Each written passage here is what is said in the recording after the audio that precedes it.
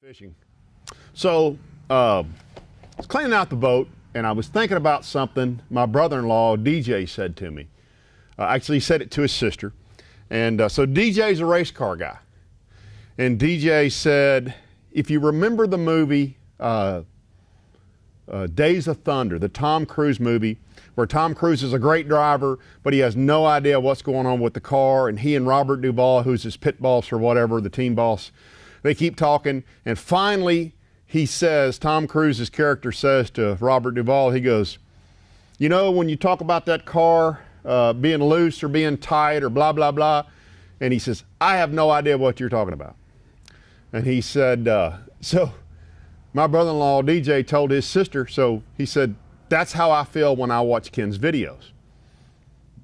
Okay, so DJ is my brother-in-law, so you know he has to have stuff to talk about, or we have to have stuff to talk about when we get together on holidays or whatever. And I don't know the first thing about cars. He doesn't know a whole lot about fishing. So I thought, as I was cleaning through the boat, I thought, you know what? I get asked all the time by my friends, my work friends, my golf friends, tournament fishing? Really?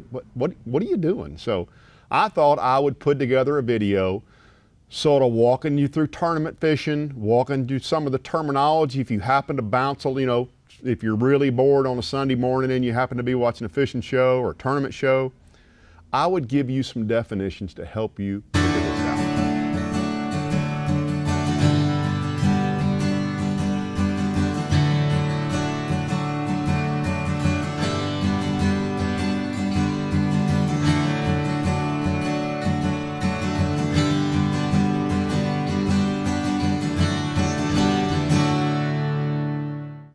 So let's first start with the boat.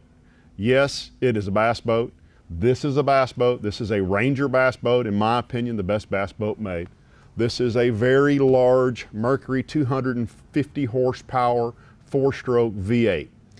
Yes, it will go fast. It will go in the 70s. There are boats that will go faster and there are boats that will go slower. If a boat is very slow in our world, it's known as a sled or a ski boat, but in this world, we like to run fast boats. Why do we run fast boats? Well, if you could go to the car lot and you could buy a Pinto or a Porsche, which one would you buy? You'd buy the Porsche, right? So if you're gonna have a bass boat, why not have a bass boat that'll go fast? So that's why we do it.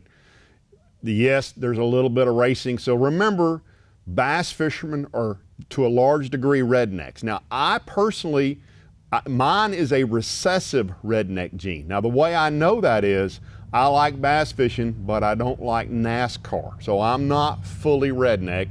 It's a recessive gene in me. If you like NASCAR and bass fishing, you're probably full redneck. So again, I just am a bass fisherman, but I like to go fast.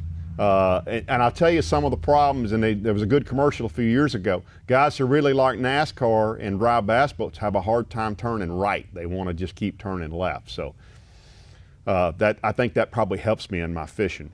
So, and by the way, one of my favorite sayings is, does it matter that that your boat's really fast? The answer is probably not. As a friend of mine says, they're not going to start biting until I get there anyway. But if you could go slow or go fast, it's a whole lot more fun to go fast. So we tournament bass fish. Now let's talk about that. There's two types of tournaments. There is tournament bass fishing and there is big fat bass fishing. Do not confuse those two. Completely different types of rednecks fish both of those. The real serious hardcore guys, and we're all old frustrated athletes who have bad knees and bad shoulders and can't, you know, play tennis or basketball or football or baseball, whatever we grew up playing. We can't do that anymore. Some of us also have the golf affliction. That's a pretty common theme throughout bass fishermen, that we have a golf and a fishing affliction. I certainly have both of those. So the big bass guys are way over there somewhere. Tournament guys are over here. And interestingly, they don't cross much. Now, if a tournament guy fishes like here at Rayburn, and when they have the Sealy tournament, the big bass tournament here, yes, we will sometimes fish them. By the way, I did make myself a little libation to help me get through this because I knew I'd get sore throat, you know, dry throat type thing. So Bass tournaments. Now, also known as a derby, okay? You weigh, in Texas and most across the country, you weigh your 5 biggest fish. Do we eat them? No, we do not. If I eat it today, I can't catch it again tomorrow or next weekend or next year when it's much bigger. If we're going to eat fish, we go to the catfish place down the road and we let somebody else clean them, somebody else eat them. A few of us do love the crappie fish. If we catch crappie, we'll eat those, but we don't eat bass, generally speaking. My brethren in Louisiana more often will eat a few bass, and I have no problem with that. That's their right. I hate seeing them cutting on them 3 and 4 and 5 pounders, but most of them just catch a few keepers and eat a few keepers, and by golly, that's certainly their right, and to some degree probably helps some of the fisheries. We fish in our derbies for largemouth bass, also known as a green trout or a bucket mouth. There are also a smaller series or version of those is called a Kentucky, also known as a spot. They're kind of brothers. And then in some of the northern lakes, they also fish for smallmouth. Any one of those 3 work. Everything else pretty much to us is a trash fish. If a guy catches a trash fish, no bueno. You don't want to catch great big catfish out here. All it does is mess up your carpet and screw up your time. So we weigh our 5 best fish. Yes, we keep them alive. You cannot cull a dead fish. What is a cull? A cull is I put 5 fish in a boat. I got to turn one. I catch another fish. I have my 5 fish. I usually weigh them, or I have something called a cull bar that's a balance beam. I turn loose of my smallest fish. I keep my biggest fish. You do not want to have dead fish. So let's talk about different fish. You're going to hear references when you're watching fishing tournaments. So a little fish. So it has to be 14 inches. We actually have a metal board in the boat with a corner on the end. We measure them. Has to be 14 inches to be a keeper through most of Texas. Some other lakes, some other states, 12 inches are keepers. But here, most of our lakes, it's got to be 14 inches long. There is no other end of the limit. You want them as big as you can get. If you can catch a 40-inch one, which you can't, but anything over 20 inches is a dandy, and that's what you really want to have. So by the way, let's talk about that. A big fish, you'll hear them called a hog, a head, a toad, a pig, a big girl, a dandy, a chunk, a monster, a big mambo, got big shoulders on her, a lot of space between her eyes. All those are good things. Little ones. The ones you necessarily don't want, but sometimes you're dying for a little one because you want to catch that 4th or that fish or that 1st or that 2nd fish. You'll hear those referred to as dinks, knotheads, throwbacks, a swimmer, a ditch pickle, an Alan Jackson, which is, you know, that song, It's All Right to Be Itty Bitty. That's an Alan Jackson song. So Alan Jackson, a rat. All of those are little fish or things we call little fish, except in Major League Fishing. In Major League Fishing, if a guy catches a 2-pounder, he'll jump up and down and scream, ooh, I got a giant, or I got a big one, or here's another big one. But for the rest of us that are actually fishing real tournaments, sorry MFL guys, those are all those things we just referred to. You'll also hear different watercolors. Gin Clear is kind of on one end of the spectrum and chocolate milk's on the other end. You can kind of picture that out for yourself. Oh, and back to the big fish, by the way. There is something also known as Ike eyeing 'em or big eyeing 'em. There's a professional bass fisherman named Mike Iaconelli, and Mike will catch a 1.5 pound fish and jump up and down and say it's a giant and it's a 4-pounder. That's called big eyeing 'em or Mike eyeing 'em or Ike eyeing 'em. Those fish aren't as big as what he thinks they are, and once you actually put them on a weigh scale, you find out they're not. And by the way, so that's what we do. We keep our 5 best fish for the day. We bring them in live in a plastic bag. We carry them up the hill. We dump the water out. They measure, make sure they're legal. The guy with the 5 biggest fish wins. Yes, you can win quite a bit of money in this deal. A big tournament these days, and a big tournament will be one of the pro tours. You can win $100,000 or more dollars. Most of the local stuff around here, you'll see, let's talk about that. So there's individual or draw tournaments. So I fish as a boater or as a pro. I will get drawn with a guy or a girl that I usually don't know. In East Texas, sometimes I'll know them. They fish with me. I fish against the other pros. They stay in the back of the boat and they fish against the other co-anglers. There are also team tournaments. I have fished for years and years with a guy named Dickie Newberry in that case, so in the first scenario, in the draw tournaments, I have 5 fish and my co-angler has 5 fish. I have something called a live well in my boat that's 2 buckets basically of water built into the boat that recirculates the water, keeps them lively. I'll have my fish in one side, he'll have his fish, or she will have her fish in the other.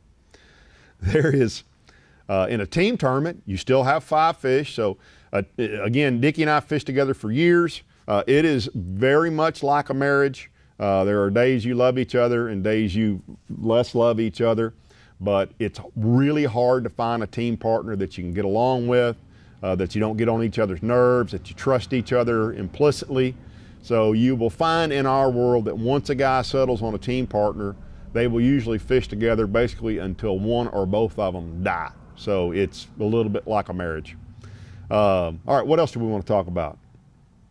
So you'll hear guys talk about cover versus structure. That's a rabbit hole I don't want to go into, but think of it this way. Generally thinking structure is bottom structure. Cover is stuff up off of the bottom.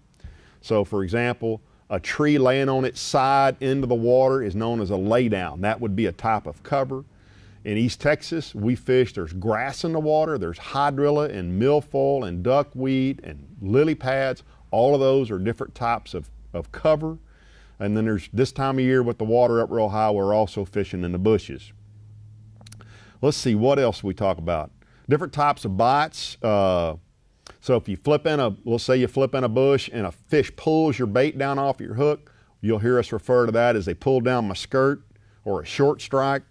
If a guy keeps setting the hook and not catching fish and there's no fish there, we call that a guide bite. And we call that a guide bite because if you've ever been on a really bad guide trip and nobody's catching fish, oddly the guide keeps missing fish all day long, a guide bite. Another one, if you flip in there and you lose your worm, so let's talk about that. Some people will call that they stole my chicken. Or if you put some kind of attractant, some kind of smell on there, which there's lots of them made, that's called adding gravy to your chicken. Let's talk a little bit about different styles of fishing. Hold on. All right, let's cover first rods. So this is a bait casting rod. This is something called a bait casting rod, all right? This is what most of us use. It is a free spool. And if you flip it out there too fast, that line will ball up right here, okay? That's called a backlash. There's other words for a backlash. I made a couple of notes to myself so I would remember them. Old guys will call that a Phyllis Diller. If you don't know who Phyllis Diller is, go look it up. She had the wildest hair in the world. When that line balls up, they'd call it a Phyllis Diller. Professional overrun is also referred to it as that. Some guys will also call it measuring my line because to get it out, you got to stand here and pull your line out. They'll call that measuring their line. So that's a bait casting rod. Lots of different rods. So you ask us, so I just laid them out. I have about 25 rods in my boat right now. Why do I have so many rods in my boat? Kind of about 3 reasons. Number one, they're a little bit like golf clubs. So if I'm gonna go flipping or pitching versus casting, so flipping and pitching is stuff up close, casting is making a long overhand cast. If I'm gonna go flipping or pitching into heavy cover, we already talked about cover, I want a big heavy rod, often referred to as either a broomstick or a pool cue. All right? If I'm gonna go out and fish, by the way, the line usually on these is referred to as well rope. You wanna have big heavy line, that would be well rope. This is a Texas rig worm. It's just what's called a bullet weight. It's down here close to my bait, not to be confused with a Carolina rig, which we'll cover here in a minute. Also in the world of bass fishing is a spinning pole, much more popular up north where they throw a lot lighter line because the water's real clear. We don't have that problem in Texas. There's a couple of other names for a spinning pole because they are often so lightweight. Some guys will refer to them as a fairy wand. A couple of my favorites, however, are, bear with me, because of the way they work, some people will call them an egg beater. Or also, Jackie J. Rowe once called it a sewing machine, which I probably am better with a sewing machine than I am with a spinning pole. There you go. Now, DJ, for you, we also still have some Zebco 33s, also known, so the line comes out the middle, as a pencil sharpener. So we got one of those, a nice pink one for you when you come down here to fish with us. Don't worry, we'll get you out on the water. All right, DJ, I hope this tutorial has been helpful for you. I'm sure as I have more thought-provoking liquid libations throughout the evening, I may come back to you with some other ideas or some other thoughts that you need to know about, or other terminology that's important in your future fishing down here with me. But for now, I think we've covered the bases. I think you now know what a tournament, bass fishing tournament is, aka a derby. And I think you also know a little bit more about what we're trying to do. We're trying to catch 5 big ones to win money, and we want to get there going fast with the big 4-stroke Mercury on the back of the Ranger bass boat. Hope you guys enjoyed this. If you have other, and I'm sure there are a lot of other across the country terms that I'm not familiar with or that I've forgotten, please add the comments below so that DJ, if he is watching a tournament in Michigan or California, he's not lost on the terminology, and so the rest of us will know as well. So thanks for tuning in. I hope you enjoyed it. And let's get a good definition catalog. Maybe we need a Fishopedia, kind of like Wikipedia. Hey, somebody get on that. That'd be kind of fun. Thanks, guys.